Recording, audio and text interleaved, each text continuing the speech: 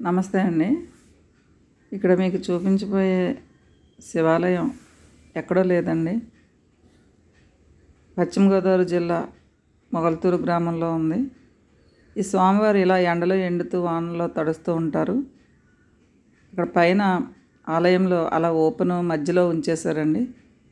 ఎందుకంటే ఒకసారి కప్పు తాటాకుతో పూర్వం తాటాకు పందితో స్వామివారు కప్పుతూ ఉంటే 2-3 సార్లు అగ్నికి ఆహుతైపోయటం వల్ల స్వామివారు ఎవరో కలలో కనిపించి, నాకు ఎవరు కూడా కప్పు అనేది వేయొద్దు, ఇలా ఎండకి ఎండుతూ వానకు తడుస్తూ ఉంటాను అని చెప్పడం జరిగిందంటండి.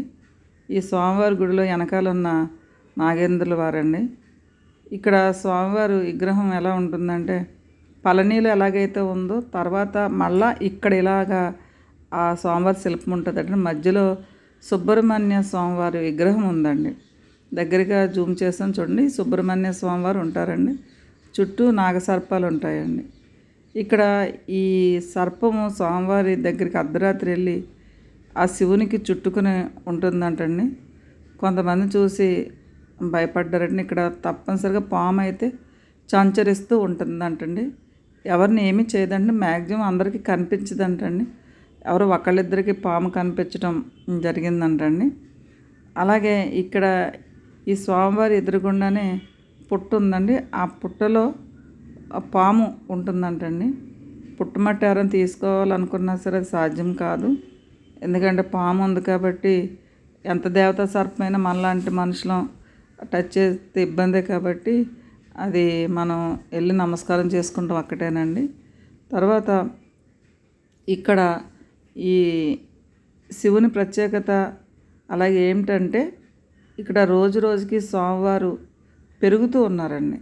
ఇది కూడా మీకు అక్కడ బ్లూ రంగులో కనిపించే శివలింగాకారంలో ఉండేదే స్వామివారు టెంపుల్ అండి.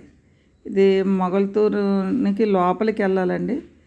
ఇక్కడ శ్రీ శ్రీ బ్రహ్మరాంబిక వనమాల మల్లికార్జున స్వామి స్వయంభూ లింగేశ్వర స్వామి అండి. అలాగే ఇక్కడ ఇవన్నీ స్వామివారికి సంబంధించిన గుడి అంతా చిన్న చిన్న ఆలయాలతో రోడ్డు పక్కనే పంట పొలాల మధ్యన ఉందండి. ఇప్పుడైతే డెవలప్మెంట్ అయ్యి రోడ్లే పడినాయి, కానీ పూర్వం నుంచి కూడా ఇక్కడ ఈ స్వామివారు చాలా మధ్యనే ఉండేవారటండి. ఇప్పుడైతే ఎన్ని నిర్మాణాలు అయ్యి జరిగినాయి. పూర్వం స్వామివారికి పందిరి కింద వేసేవారటండి. పందిరి వేసిన తర్వాత 2-3 సార్లు కూడా ఆ మధ్య భాగంలో కాలిపోతూ ఉండేదటండి. అప్పుడు స్వామివారు కనిపించి నాకు ఎట్టి పరిస్థితిలో కూడా నాకు కప్పు అనేది ఎగిద్దని చెప్పడం జరిగింది. స్వామివారు విగ్రహం రోజు రోజుకి పెరుగుతూ వస్తూ ఉందండి. ఇక్కడ చిన్న చిన్న దేవతామూర్తులు చాలా ఉన్నాయండి. అలాగే స్వామివారి పక్కనే అమ్మవారి విగ్రహం కూడా ఉంది. ఎందుకంటే బ్రహ్మరాంబ సమేత వనం మల్లికార్జున స్వయంభూ లింగేశ్వర స్వామివారి ఆలయం మొగల్తూరండి. చుట్టూ కూడా పంట పొలాలు చెరువుల మధ్యన ఉన్న ఆలయం అండి. పూర్వము 1940 నుంచి కూడా వడయారు సంఘం వారు అప్పటి నుంచి కూడా ఇక్కడ ఆలయానికి సంబంధించిన ఉత్సవాలు కానీ ఏమైనా వారే చేస్తున్నారటండి. అలాగే ఇక్కడ పూర్వం బొబ్బిలి నుంచి ఇక్కడికి సాధువులు వచ్చి మునులు సాధువులు వచ్చి ఇక్కడ హోమాలు పూజలు అవి చేసేవారండి. శివరాత్రి ఒక రోజు ముందున ఇక్కడ సన్యాసుల మెట్టను కూడా పిలిచేవారటండి ఈ ఏరియాని. ఎందుకంటే ఎక్కువ సాధువులు ఎక్కువ వచ్చి మునులు వచ్చి ఈ చెరువులోనే పక్కన చెరువు ఉందండి. ఆ చెరువులో స్నానం చేసి స్వామివారికి హోమాలు కానీ పూజలు కానీ చేసుకునేవారటండి. ఇక్కడ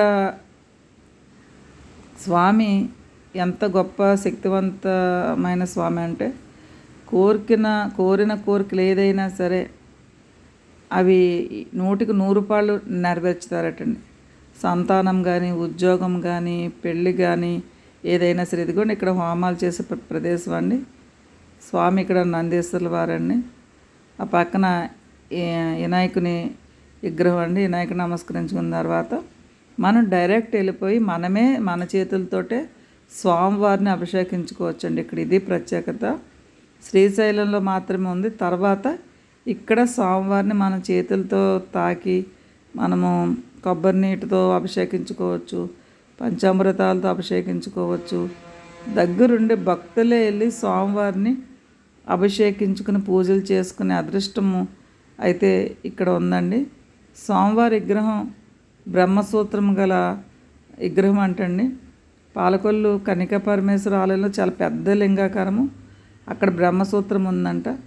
మళ్ళీ ఇక్కడ ఈ స్వామివారికి బ్రహ్మసూత్రం ఉందని మీరు సారి దగ్గరికి వెళ్ళినప్పుడు స్వామివారిని పరీక్షించి చూడండి.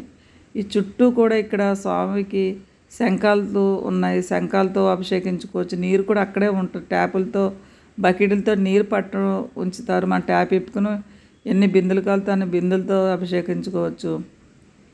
ఒకసారి మొగల్తూరుకి కరువు వచ్చినప్పుడు ఇక్కడ 200 పైగా బిందులతో స్వామివారిని అభిషేకించే ఎంతసేపుడు కూడా స్వామివారి లింగం ములగలేదటండి. కలలో కనిపించి నేను మీకు ఈ సమస్యలను నేను పరిష్కరిస్తాను, మీకు కరువు లేకుండా చేస్తానని చెప్పడం జరిగిందంటండి. అలాగే ఇక్కడ వర్షాలు రావట్లేదని కప్పల్ని ఊరేగించి వచ్చేటప్పటికి ఇక్కడ వర్షం వచ్చేదటండి. 1986లో వరద వచ్చినప్పుడు ఇక్కడ స్వామివారి విగ్రహం ఈ తలభాగం మునిగిపోకుండా నీరంతా కిందకి లాగేసేదటండి. అప్పుడు అందరూ కూడా చాలా ఆశ్చర్యపోయారటండి. చాలా వరద వచ్చింది 1986లో. ఆ వరదకి అన్నీ మునిగిపోయినా సరే స్వామివారి విగ్రహం ఈ తలభాగం అయితే ములగకుండా ఉందటండి. అదొక మహిమనే చెప్పుకోవాలి. అలాగే ఇక్కడ స్వామివారి గురించి మనము ఏ సంకల్పం చేసుకున్నా, ఏ కోరికలు కోరినా తక్షణమే వెంటనే మాకు ఈ కోరికలు అవినయి అని చెప్తారటండి ఈ గుడికి వచ్చి. ఇదిగోండి ఇలా శంఖాలతో మనమే స్వయంగా అభిషేకం చేసుకోవచ్చండి. ఇక్కడ స్వామికి ఇలా అభిషేకం చేసుకునే అదృష్టం అందరికీ ఉండదండి. ఎందుకంటే మనకి శ్రీశైలంలో ఉంది, తర్వాత ఇక్కడ మాత్రమే ఉంది ఈ టెంపుల్లో. ఎక్కడ కూడా మనం గర్భాలయంలోకి దాటనివ్వరు, శివుడిని ముట్టుకోకూడదు అంటారు. కానీ ఇక్కడ ప్రతి ఒక్కరు కూడా స్వామివారిని తాకొచ్చండి. మీరు చక్కగా భక్తితో ఇక్కడికి వచ్చి స్వామివారిని అర్చించుకుని మీ కోరికలన్నీ నెరవేర్చుకోండి. ఇక్కడ స్వామివారికి కార్తీక మాసంలో కానీ అలాగే మహాశివరాత్రి సమయంలో కానీ చాలా భారీ ఎత్తున ఉత్సవాలన్నీ చేయటం జరుగుతుందండి.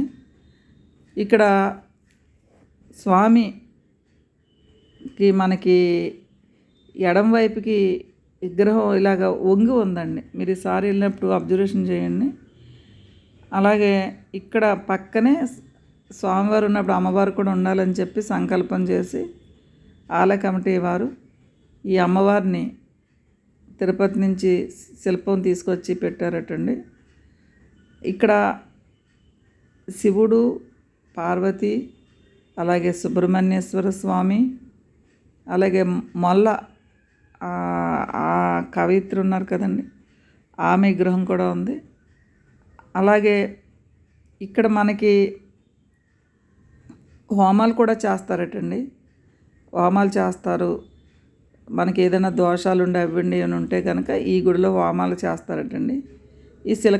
ఈ శిలాఫలకం ఎవరో భక్తులు పెట్టడం జరిగిందంటండి. అలాగే ఇక్కడ మనకి అది కనిపించేది స్వామివారి చరిత్ర అంతా అక్కడ లిఖించబడి ఉందండి. చాలా ఖాళీ ప్రదేశం అండి ఇదంతా.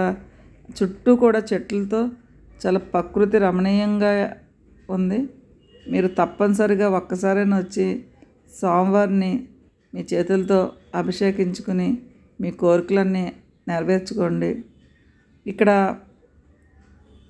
వచ్చిన తర్వాత ఆ ఆలయం దగ్గర నుంచి నాకు రావాలనిపించలేదండి. అంత మనసు ప్రశాంతతగా ఉందంటే అంత ప్రశాంతంగా ఉందండి. ఇదో ఒక చిన్న ఆలయం అండి ఇక్కడ స్వామివారు.